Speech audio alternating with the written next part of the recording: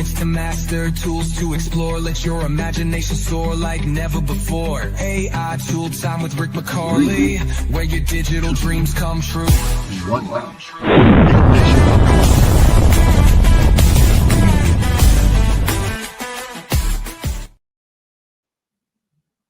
All right, we're back. So we kind of left off, and I was making this app, kind of vibe coding it. So, go back and just kind of slow down a bit so you get where we came from. So we started in Gemini, the application on the desktop. You could do a lot of this on your phone, by the way. So if you're paying $20 a month, you have access to all of this. I just vibe coded this by basically asking it to like an application that talks about different time periods, U.S. history, political science. This would be an input the date, time, U.S. history, and would find and locate some of the most important facts, blah, blah, blah. So that's the whole thing, and there you see all the text. That's what I asked for. Literally, I could have done this, and the way I work always is to just always make it so that I am just talking, and I'm going to click in here, and I'm working in canvas mode, so that's different than the other modes that you typically use. And I'm having it think, for a good amount of time. I'm using Pro right here. You can kind of see that. I could upload any documents. In fact, what I think I might do is upload a file. I'm going to look for the picture of the interface of what I had before. Let me see if I can find this one that we're doing today. Nano Banana. And this is my technology. And I want to look for the interface design. So what I'm looking for is, these are the different images that it created. Okay, I don't want any of those. What I'm looking for is the one that shows the output capabilities. So there it gave me, okay, so I'm going to do that. I'm going to actually, so I'm going to upload this one first. So this is, I'm going to ask it to kind of match that look and feel. And I'm going to add one more, which is going to be upload a file, or it could be a photo. I'm going to look for the one where the output happens. And so, and this is what it looked like with Steve Jobs talking about the iPhone coming out in 2010 or whatever that was. And then I want to have the one that gives me the output. Oh, and by the way, here's the video of the creation of gunpowder, and this is anesthesia. Got a little carried away on that one a little bit, and there's the document that is the output today. And there's Gutenberg with his printing press. A little weird, but okay. And there's the output. The quality of the output isn't that good. In fact, I'm going to ask it for a better quality looking output. I'm going to upload this as well. And then I'm going to upload one more document. What I'm doing is I'm prepping it to give me what I want. So I end up with a consistent looking document. The part I'm looking for now might take me just a second. Bear with me as I figure out. I'm looking for the one that says output. Download images.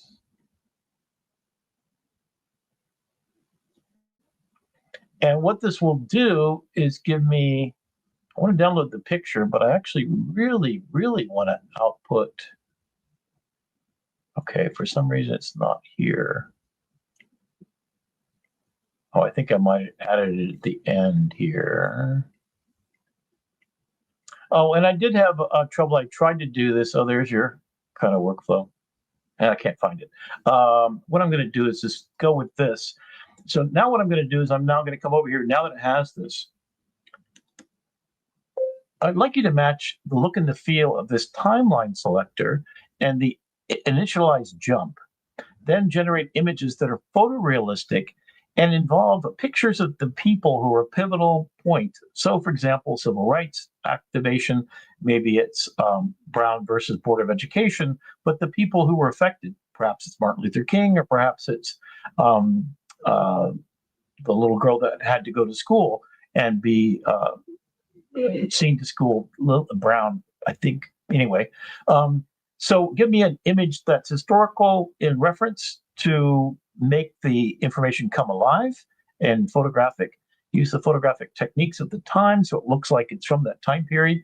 Use Nano Banana 3.0 if you can. That would be even better quality for us. And then at the very end, I want to be able to download the picture individually. And then at the very end, after the very deep dive questions and prompts that you've asked, that could be used in Gemini to go deeper dive into the issues surrounding these particular pivotal issues, I'd like to be able to download the entire thing and export it and save it as a Word or Google Doc, HTML perhaps, so that we can take the picture, the entire page, as you can see in my second image. That's what it should look like when you're done. Can you make all that happen? And let's see if we can keep the color scheme and everything else exactly the same. Thank you. So now it's going to go and code this out. So this is what's crazy. All I know is what I want. So I'm literally making this exist. Now, to give you an idea, this is an app I literally could give to someone, put it embedded into a website, because it's writing code. And if you take a look at the code, this is your basic, app code that can be embedded on a website. Brandon, maybe you can fill in a little bit more detail, because I'm not really up on this as to what type of code this is and what we're looking at here, but it's H1, H2 tags and basic HTML, it looks like.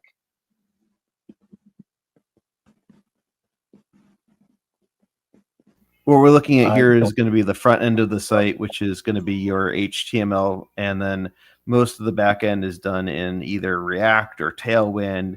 It's a bunch of different coding models combined together. CSS is in there. But the beauty of vibe coding and working with these canvas models is you don't need to know.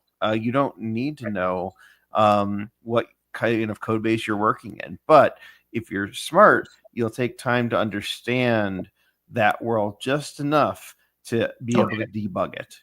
Okay, so here's what's really cool. So all I did, so app.jsx, what is JSX? Is that JavaScript? Yeah, JavaScript.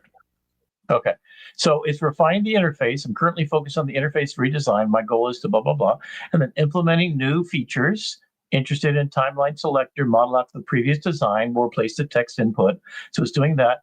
Refactoring UI integration. So it's telling you, so if you want to learn how to code, there you go. And then give it a second so you can see everything it's done. And you could even copy it if you want to.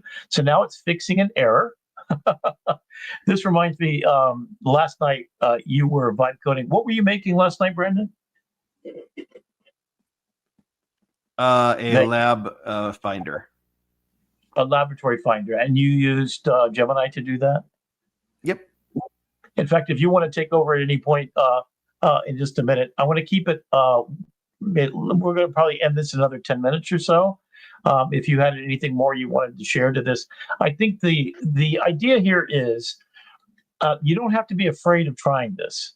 I literally have no idea. I have done HTML. I've designed coded websites with just HTML, but I've never even imagined trying to create anything like this. And it takes just minutes. And right now it's free. In fact, there you go. All right. So let's go to what was, let me go back a little bit further.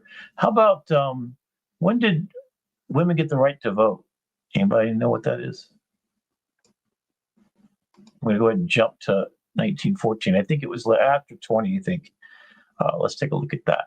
So while it's doing that, so I now have this entire thing, and it's going to generate a full PDF. Here we go. And then it's generating a historical visual, the progressive zenith, the shadow of war, redefining federal power. A visual unavailable. Okay. So it may have some issues because I'm trying to get it to create real people, right? So 2014 represents the progressive era under. So this is a master's degree class. And then the Clayton Antitrust Act and the Charter for Labor. This is the kind of stuff I did in my class, right? And then what I probably will do is I'll get it to pick 3 different areas.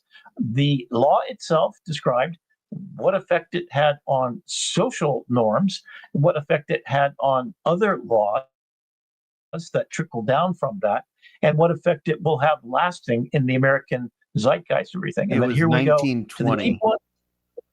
1920? Okay, I thought so, yeah. So download the full report.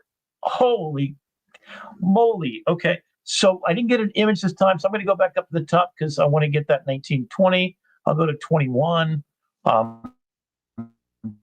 And what I might do is try to figure out a way that it has a list of the ones that so I might go into Gemini and just have it make a master list in one 20-page document of all the major things. And then it will, of course, research based on that. So let's go ahead and jump to 1921. Hopefully it'll pick the right to vote for women and make that a pivotal thing. So maybe it has something to do with the dawn of normalcy, executive power, scars of racial terror. Oh boy, that's not what I expected. Let's find out what that looks like. Warren G. Harding. Yeah, 1920. That should have been the visual. Yeah, unavailable. Okay. Well, you're in 1921. You're not in 1920. So. Yeah, but it should go. I mean, a lot happened that year. Yeah. It was definitely you ever read the Farmer's Almanac? It's not just one thing. There you go. Constitutional completion, the electoral doubles, and the nation retreats. And then there we go. Oh, look at that. So I can download that picture because it let me do that. This is a sepia tone black and white photojournalistic photograph from August 1920. The scene captures key suffragette, blah, blah, blah, right? And then it comes down here. And just to be clarified, that is an AI generated image. That's not an actual photograph. Correct. And here's a really cool thing. So Gemini announced just today, they have always had embedded in every image that they make an invisible watermark saying it's AI generated. So let us demand of our government that Facebook be forced to put the content registration on every image so we do not have to sit there and waste our bloody time and energy and intellect on knowing whether or not this is AI or not. So if I put this out there, and then the second part, and this is what's really foundationally important, Google has partnered with Adobe. The reason why I know for a fact, Google has partnered with Adobe and Apple. They are providing an absolute marriage made in heaven to both of those major corporations. So not only do they own YouTube, not only do they own all search, and they dominate that for sure, they now have agreements. So the Content Authenticity Initiative that was started by Adobe, that I was in a conference just yesterday talking about, to all the people at Adobe, all the photographers in all the departments at Adobe. I gave a great speech. I had about 50, 60 people doing a lunch and learn, and that's going to be circulating around. And then here is what happened to it, the 19th Amendment. So now Adobe's actual watermark will be in there too. And then it will surface as it does on LinkedIn. Thank you, LinkedIn, for doing the greatest thing for all human beings, and that is to surface when AI is created. Be transparent. Let them know that's not a real picture. It's based on the idea of the suffragette movement. It's pretty darn accurate. And votes for women, I mean, there's a couple of misspellings right there that I'm going to point out just for fun, right? And then when I get down to the bottom of this, there's the deep dive. How did the political strategies develop immediately post 1920 by parties attempting to win the new female vote, permanently shape modern political campaigning and issue prioritization? In fact, you know what I want to go do is I want to ask all these questions right now, right? And then I can download the entire full report, and it's going to be a PDF. And I'm not sure you're going to be able to follow me to open this up. Let's find out here just a second. Let me go and let me just hide this for a second, see if I can get to the desktop. Do you see me opening up the PowerPoint? Yep. The image is a little squished, but there's all the text. Now, I would probably ask for it to create a Word document. When it did it before, in fact, it got cut off there. So something didn't work. I'm going to ask for it to export HTML. Any other thoughts you might have on what I might adjust about it? Yeah, I think it's, publish it and get it out there, deploy it, and let other people play with it. And share that link because it's really cool.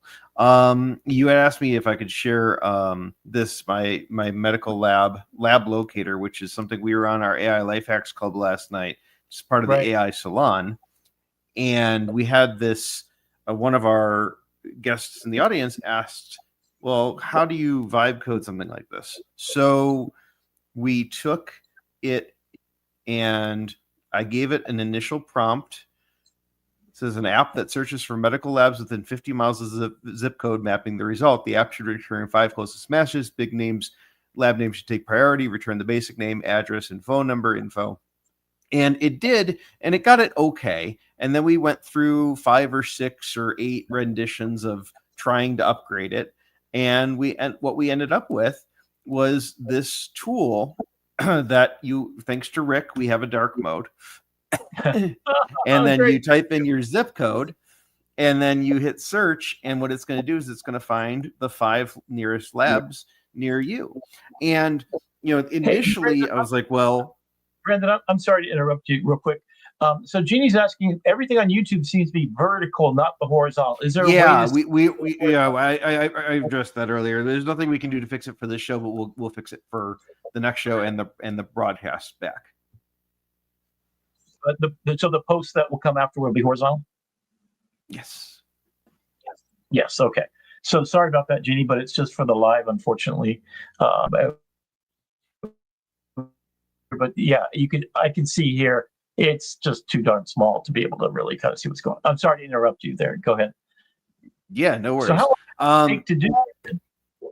Yeah, so just to clarify, is this different than Google Maps? Like you could go to Google Maps and say, show me the nearest labs near me, right? That's not, the technology exists to do that. What's different about this is you don't have to tell it medical labs. You just give it the zip code, or just it knows where you are based on your device's location. And also it's stack ranking them based on popularity or big names. And so think about an insurance website where you're trying to find a lab. You don't want to have to sift through the Pizza Huts and everything else in the world to find the device that you're looking at. Or just find the medical lab that you're looking for. So this probably took us about 10 minutes to get decent and about 15 minutes more to get to a kind of polished, finished product that we felt comfortable sharing with the world. And so, but in 25 minutes, we've got this very professional looking, very functional website that is helpful. And Jeannie, for anybody who's missed yesterday's session where we actually built this live, it is in the AI Salon. So if you go to community.thesalon.ai, it's free to sign up. You look for AI life hacks on the left-hand side, and our entire session is functional there. It's recorded and put up, and we meet twice a month.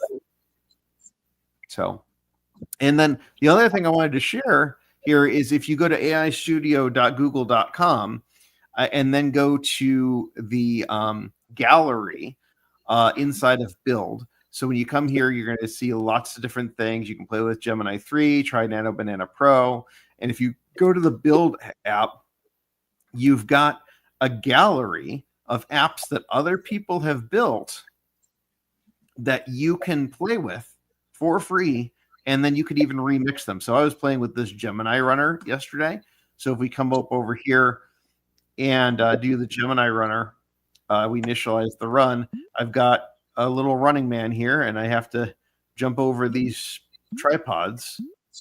And it's a futuristic thing. Now, if folks come in through the Gemini AI Studio to do this, so let's say I don't have an account, how else would I be able to do something like this? If you have a Google Gmail account, you have access to AI Studio. Okay. So what I'm suggesting is what I just showed, I went into Gemini, went into the code part. If you didn't go into Gemini to start with, if your first initial input was, so there's AI Studio. So this is available in your browser. Is this also an app on your devices? Not yet, but coming soon, coming next year. They've teased that they're going to bring it out there. Way I think I sent this to you too. Comet, the Perplexity browser, is now on Android devices. Yes, it downloaded itself today on my phone. I haven't had a chance to use it yet. Oh, okay.